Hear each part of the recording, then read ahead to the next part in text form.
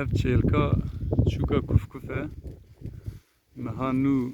baskê wan hatiye ev jî hêlîna wê ye hê nefirandiye lê yek jê niha ji hêlînê derketiye ji ber ku hêlîn tije biye û yê de jê dondirê hêlînê dane wisa nêzik jî bikeşînim belê wekî hûn dibînin kufkuf 5 6 7 hêkan dike yek jê dike qurban yê de jî dike şêle ji bo ku hê nikare bifirin ez wisa bi êsanî dikarim wan bikişînim çi delal in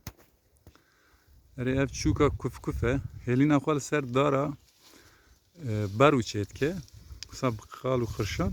di nav guliyan da nav şaxan da çê dike taybet niha ev jî dengê çûçka zerketê belê dibînin ji qasa delal in belê nikare bifire jî feqîran evenan na neçe delalê neçe ji min tirisî belê ev jî diya wan e diya wan ê bavê wan niha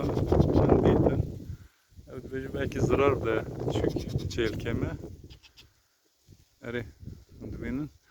dora min de tişewtê ji ber ku dibêje belkî zarar bidin çêlkên me